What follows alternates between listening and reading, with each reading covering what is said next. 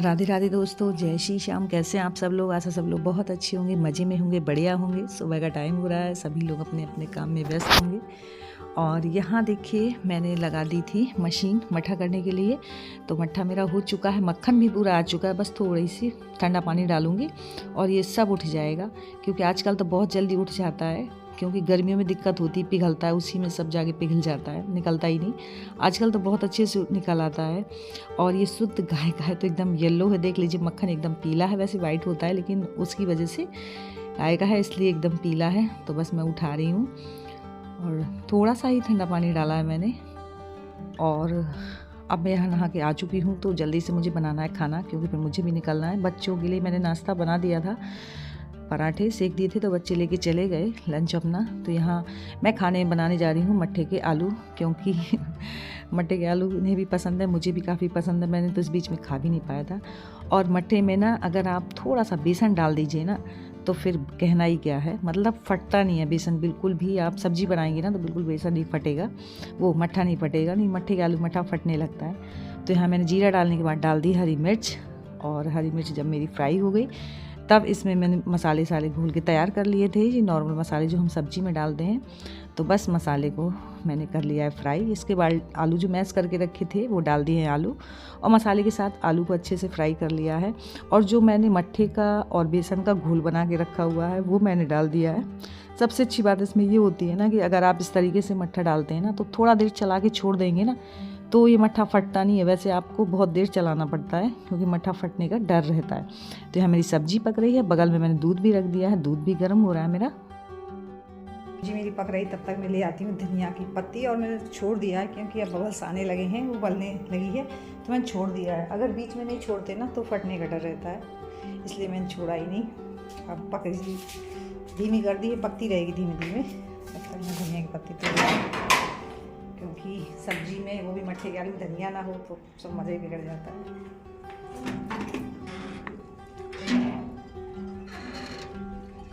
गोलू कहाँ धनिया ले आता। और सुबह सारे काम इकट्ठे हो जाते हैं, क्योंकि जल्दी जल्दी रहती ही है। और यहाँ मैं आ गई थी फ्रेश धनिया तोड़ने, ताज़ा, क्योंकि मट्ठे के आलू में धनिया का स्वाद तो अलग ही आता है। तो बस मैं उतना ही तोड़ लेती हूँ जितनी की ज़रूरत है। तो यहाँ मैं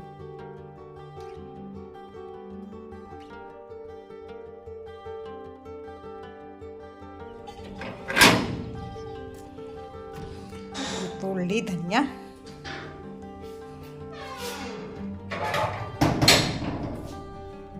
और गोलू लोग तोड़ के लाते हैं ना, तो बहुत सारी धनिया तोड़ के ले आते हैं। मैं तो उतनी ही लाती हूँ जितनी ज़रूरत होती है, फिर बेकार हो जाता है। अरे थोड़ा थोड़ा तोड़ लेंगे तो रोज़ के लिए हो जाएगा, एक ही दिन तोड़ के रख लेंगे तो ख़राब भी हो जाता है। तो मैं तो उतना ही लाती हूँ जितना डलना है, बस ज़्यादा लाने से कोई मतलब है नहीं। तो यहाँ मेरी सब्जी लगभग बिल्कुल पक के तैयारी हो चुकी है। तब तक मैंने धनिया के पत्ते काट लिए डालने के लिए। दूध भी मेरा गर्म हो चुका है, और बस सेक लेती हूँ फटाफट से रोटियाँ। थोड़ी सब्जी रह गई थी, मैंने कहा थोड़ा और पक जाए इसी में, तब तक मैं रोटियाँ भी सेक लेती हूँ। तो यहाँ मैं सेकती जा रही हूँ रोटियाँ, और जल्दी से इनको भी लंच लगा दूँ, क्योंकि यही मुझे ले। फ्रेंड्स, खाना हो गया है तैयार, लग गई है थाली। आ जाइए आप लोग भी खाने। मट्ठे के आलू, चावल, रोटी, और ये खाना मैं देने जा रही हूँ इनको, फिर मैं खाऊंगी। तो चलिए चलते हैं, खाना दे आए चल के। और मैंने स्वेटर नहीं पहना, तो ठंड तो लग रही थोड़ी थोड़ी। लो खाना, खाना ले लो, सुनना नहीं। तो यही हमारा खाना। आ जाइए आप लोग भी खा लीजिए मट्ठे के आलू के साथ में।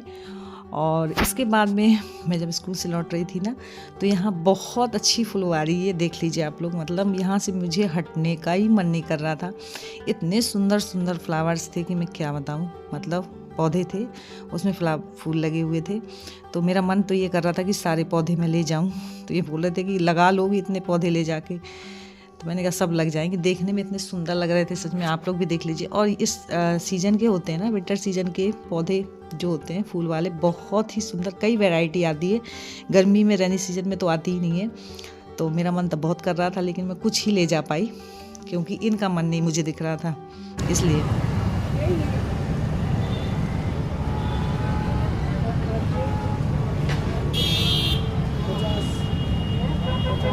और ये जो पौधे लेके आई हैं ना, अब मैं जा रही हूँ पौधों को लगाने।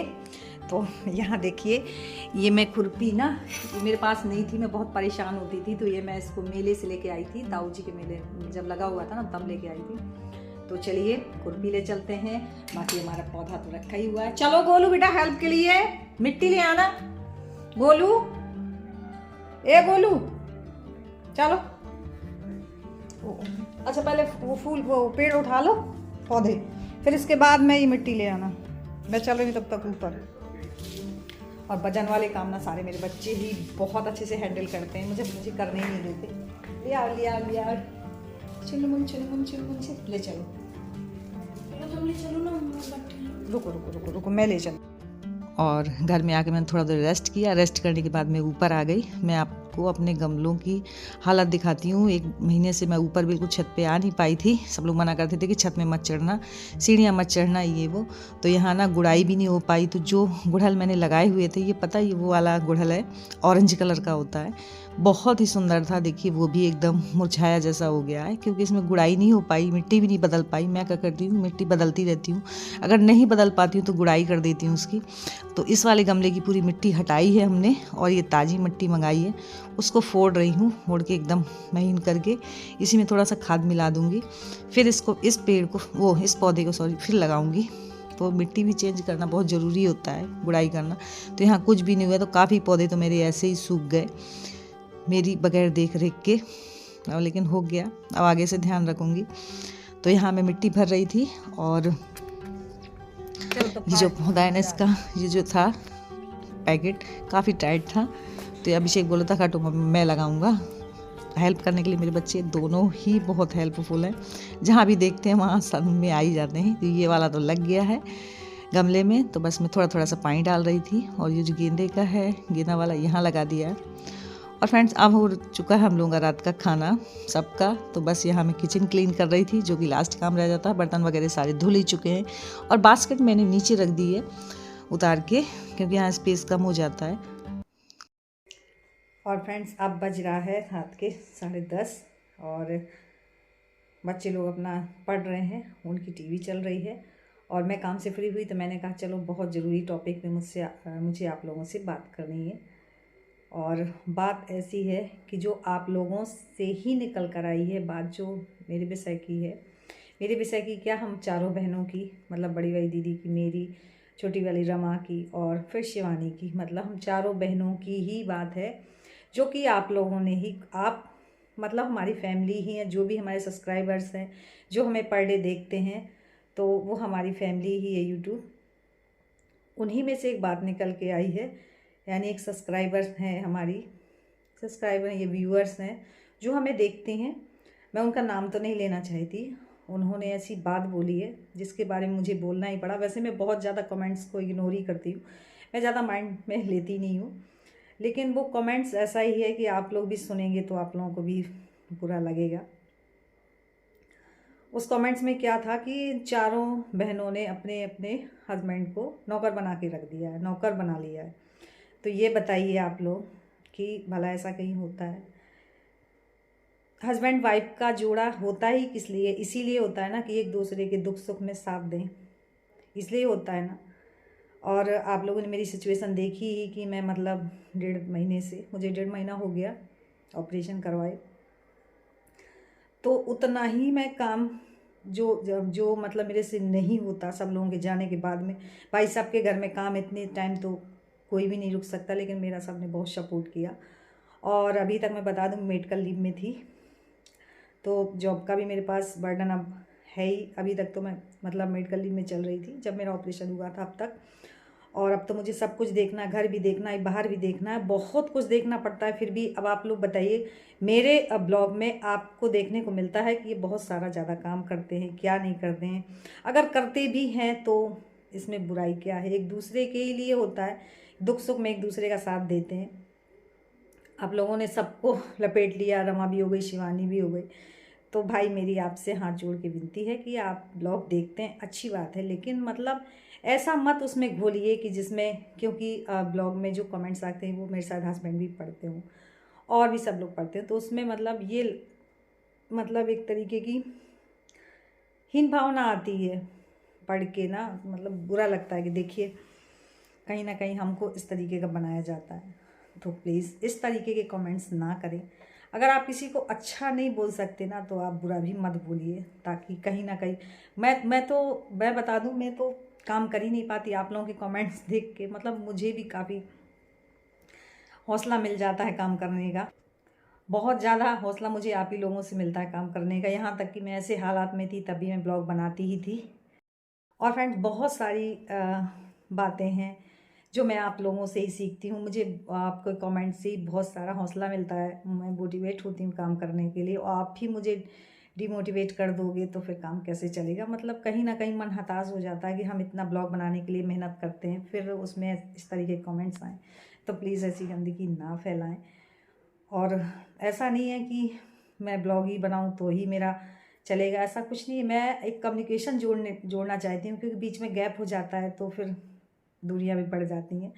तो बस इसलिए मैं ब्लॉगिंग करती हूँ, बाकी और ऐसा कुछ नहीं है कि बगैर ब्लॉग बनाए मेरा कुछ चलेगा नहीं, है ना। तो ऐसा कुछ नहीं है, मैं हर तरीके से संपन्न हूँ। लेकिन बस यही है कि अगर आप इस तरीके के कमेंट्स करेंगे तो फिर मुझे भी बुरा लगेगा। कुछ दिन बनाऊँगी, फिर मैं हो सकता है मैं बनाऊँ या ना बनाऊँ। तो और फिर आपने एक के साथ में चारों को लपेट दिया, तो ऐसा नहीं है। अगर किसी के हस्बैंड किसी का साथ देते ही हैं तो ये तो जोड़ा ही होता है एक दूसरे की हेल्प करने के लिए। अगर भला हम नहीं करेंगे तो कौन करेगा। उनके दुख में हम शामिल होंगे, दुख में वो हमारे हर चीज़ में शामिल होंगे। तो ऐसा कुछ नहीं है। और एक बात और भी है कि हमारे जो व्यूअर्स हमें देखते हैं तो वो भी हमें कहीं ना कहीं फॉलो करते हैं, तो मतलब उनके दिमाग तक भी ये बात जाएगी ना, तो गलत बात है ना। तो ऐसा नहीं है। तो बस मैं यही कहना चाहूँगी और मैं ज़्यादा कुछ तो नहीं बोलूँगी। और यहीं पे कर रही हूँ ब्लॉग की एंडिंग। मेरा आज का ब्लॉग कैसा लगा, थोड़ा सा भी अच्छा लगा हो तो लाइक एंड सब्सक्राइब जरूर कर लीजिएगा। मिलती हूँ नेक्स्ट ब्लॉग में, तब तक के लिए बाय।